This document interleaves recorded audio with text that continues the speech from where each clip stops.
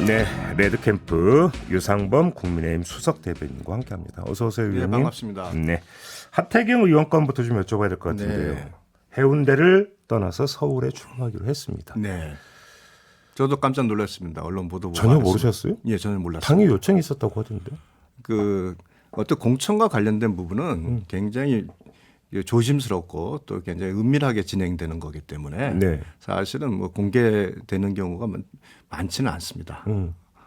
근데 아무튼 서울의 지역구는 정하지 않았다. 네. 그러면 그러니까 뭐 서울이나 뭐 서울이라고 하죠. 전략공천 대상이 되는 겁니까? 하태경 의원은 어떻게 되는 겁니까?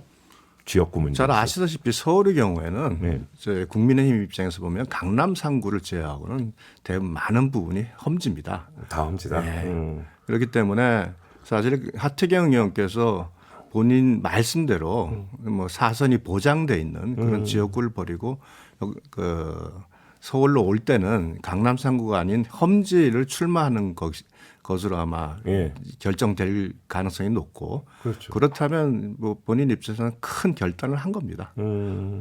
또 그래서 아마 험지 중에서 예.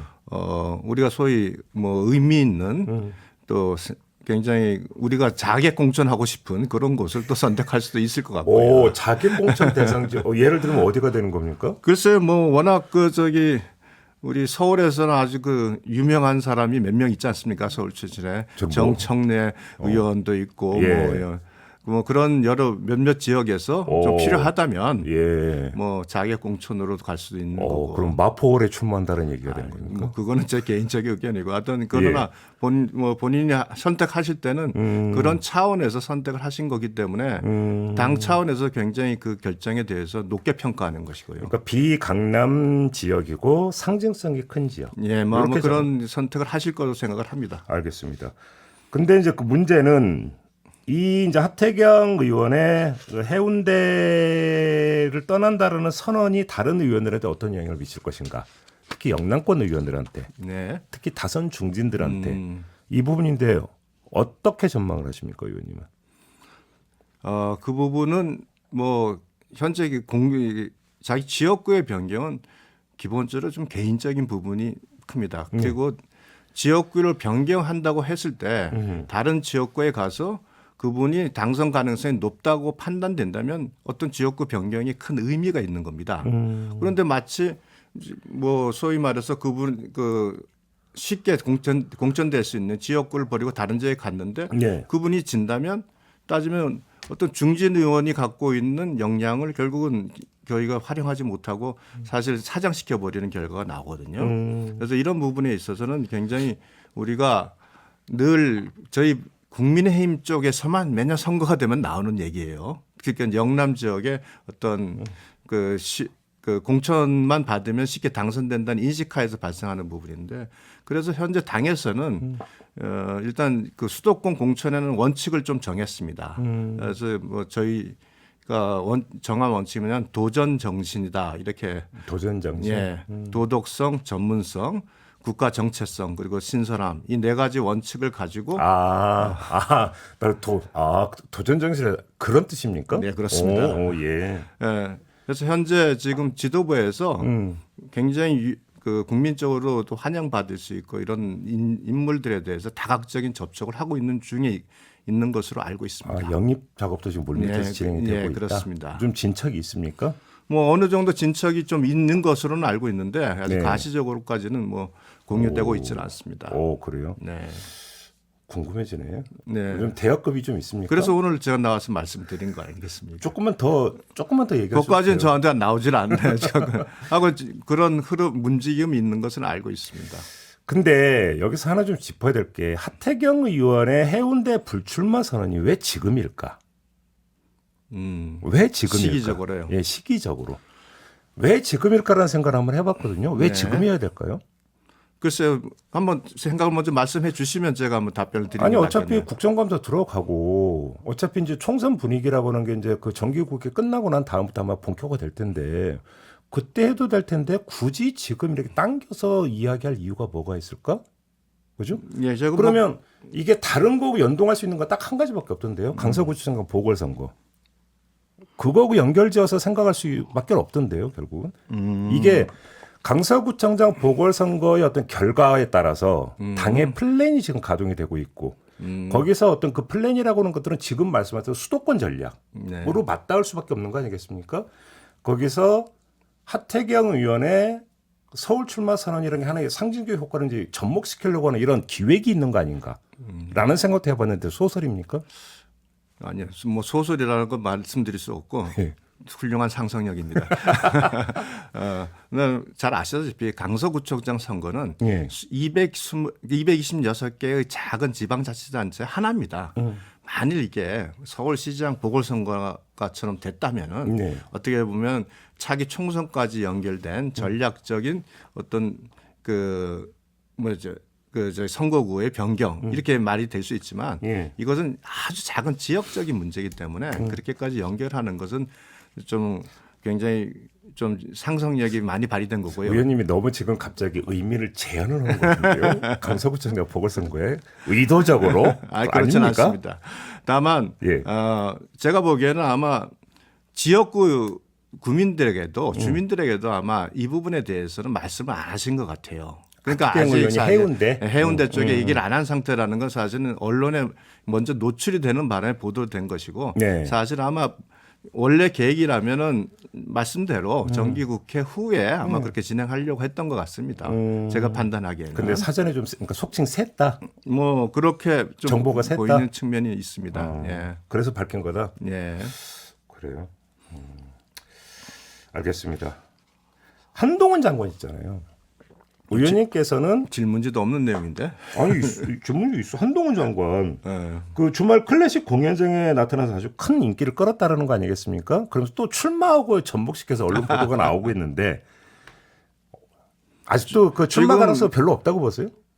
지금 저는 개인적으로 특별한 사유가 없으면 출마 가능성이 없다고 생각을 합니다. 대통령 지지율 40% 얘기하신 적 있어요. 예, 얘기했죠. 예. 그 정도 안정적이라면은 근데 그건 조금 더 한동훈 장관 출마 여부는 좀 더 시간이 지나야 되는데 지금 민주당에서 한동훈 장관을 출마하게 만들려고 온갖 애를 쓰고 있네 보니까 뭐 탄핵 얘기도- 파면을 해라, 탄핵을 해라, 뭐 파면하고 한동훈 장관 파면하고 뭐 총리 해임안을 받아들이지 않으면 대화 협력은 없다. 뭐 이렇게 하면서 한동훈 장관을 좀 정치권을 끌어들이기 위해서 민주당이 가진 애를 쓰고 있는 게 아닌가 싶습니다. 아, 그럼 잠깐만요. 이건 되게 중요한 얘기인데 그럼 한동훈 장관을 끌어들이면 민주당한테 유리하고 국민의힘에 불리한 겁니까? 아니, 저희는 뭐 그건 객관적 사실만 말씀드리고 네. 제가 보기엔 판단이고요. 그래서 한동훈 장관이 법무부 장관으로 있는 것이 민주당에게 불리하다고 판단하기 때문에 그렇게 지금 하고 있는 거 아닌가 싶기도 하고요. 근데 저희가 보기에는 한동훈 장관이 갖고 있는 팬덤 효과는 굉장히 크고요. 만약 정치권에 들어온다면 굉장히 그 폭발력이나 그 효과, 그것이 나비 효과로서 확장성도 크다고 저는 보기 때문에 네. 민주당에서 오히려 지금 그 판단을 지금 잘 못하고 오. 그 윤석열 정부 공격의 어떤 가장 그 심볼로서 한동훈 장관을 계속 공격하고 있는데 그래서 한 민주당의 공격 방법에 대해서는 검토가 좀 필요하지 않을까. 근데 의원님 진단대로 그러니까 한동훈 장관의 그 폭발력이 크다면 그냥 한 지역구 공천하는 정도가 아니라 중앙선대위원장으로 모셔야 되는 거 아닙니까? 그 얘기는 벌써 나왔죠. 근데 아무튼 그러니까 정리하면 의원님 진단에 따르면 아직은 출마 여지는 별로 없다. 네, 저는 없다고 봅니다. 그렇게 네. 보시는 거고.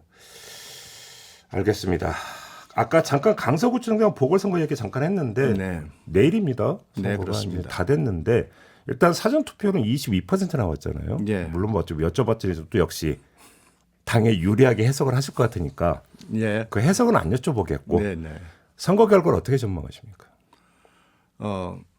원칙적으로 강서구 자체가 네. 저희 당에는 굉장히 험지고요.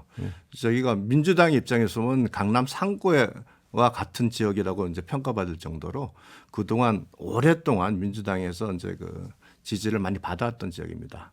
그렇기 때문에 기본적으로 저희가 약세인 지역인데다가 또 우리 김태호 후보가 보궐선거 원인을 제공하고 결국 재출마를 함으로써 발생한 기본적인 약점이 있었습니다. 예.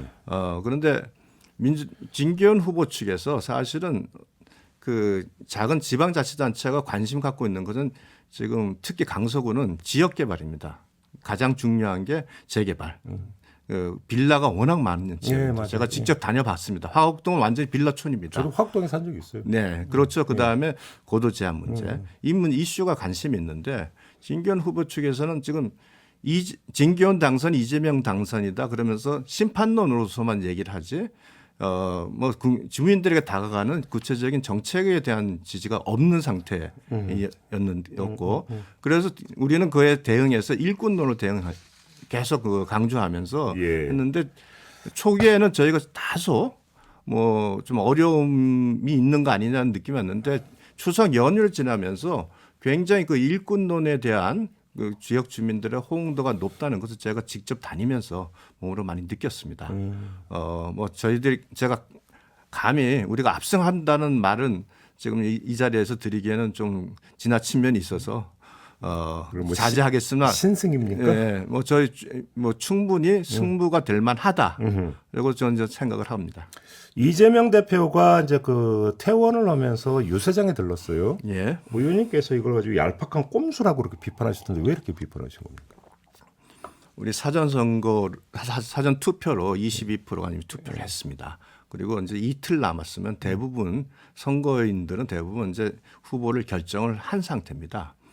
예, 과거에 김만배의 허위 인터뷰 조작과 같은 것을 보도되고 그것이 전 국민에게 알려지는 이런 사안은 굉장히 충격적인 사건이거든요. 그거는 중도층에 있는 사람들의 어떤 판단에 영향을 줄 수 있지만 단순히 거리 조사 한번 한다 그래서 어떤 영향을 미치겠습니까? 예. 그래서 저는 그럼 왜 갔느냐?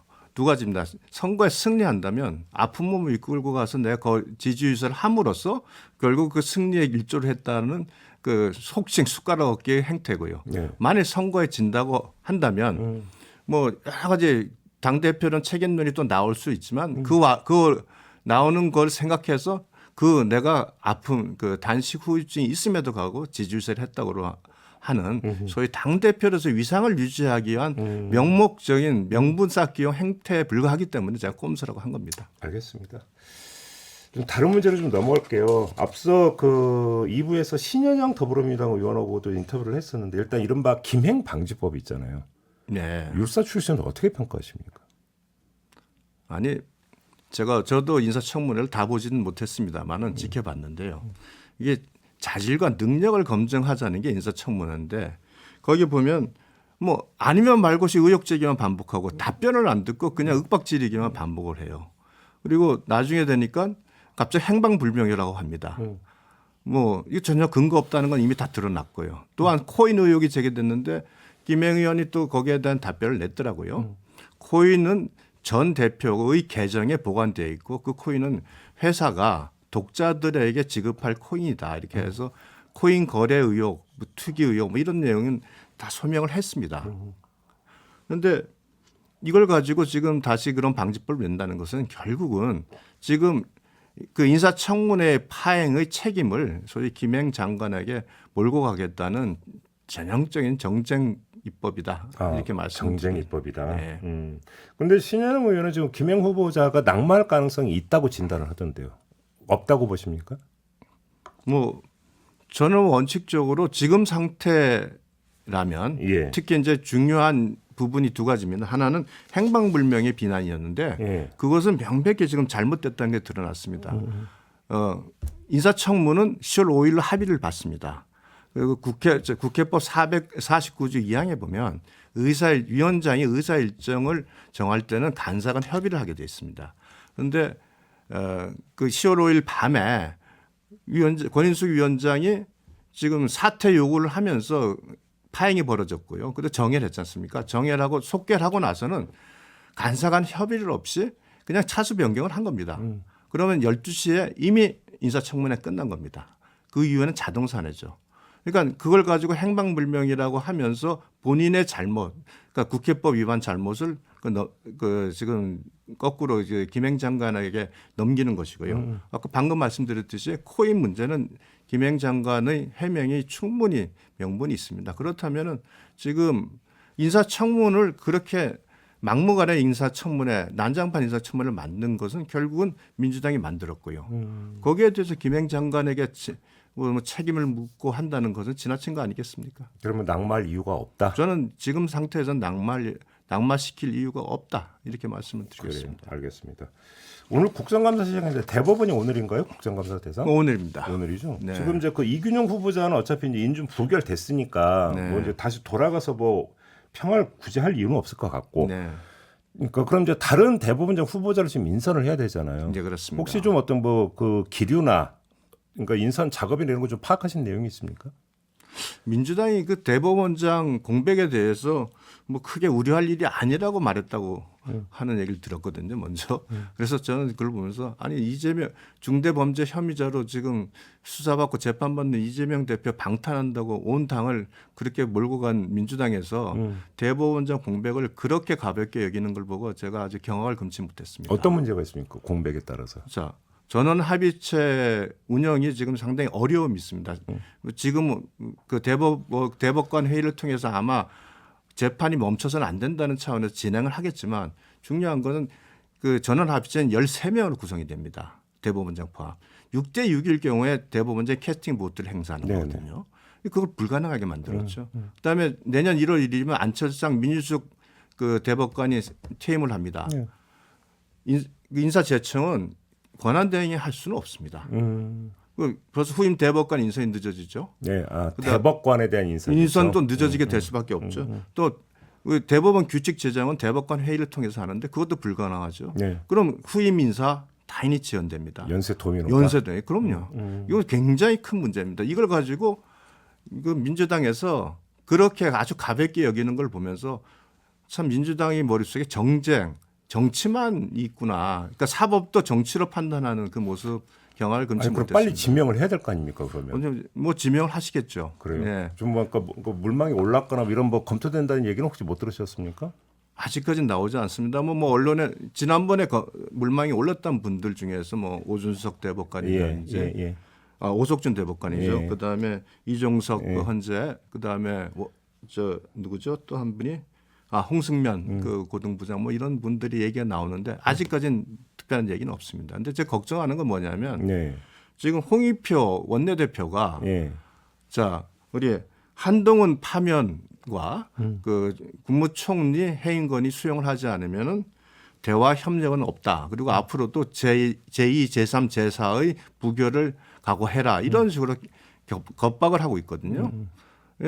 사법부 수장 문제는 과거에도 많은 대치 국민이 있어도 사법부만은 정치적 중립을 위해서 특별하지 않으면 지금까지 다 인정을 했습니다. 그런데 사법부까지 이제 정쟁의 대상으로 삼아서 이렇게까지 지금 하는 모습 굉장히 안타깝습니다. 결국은 다시 돌아가는 건데 인준 부결 자체가 좀 부당하다 이런 평가신 거죠? 저는 그렇게 인준을 부결하는 거는 그 정도의 흠은 과거에 김명수 대법원장과 비교했을 때 뭐 크게 그것이 훨씬 경하면 경했지 중하지 않다고 생각합니다. 알겠습니다. 오늘 이렇게 좀 마무리하도록 하죠. 고맙습니다, 예, 의원님. 고맙습니다. 네, 국민의힘의 유상범 수석 대변인과 함께했습니다.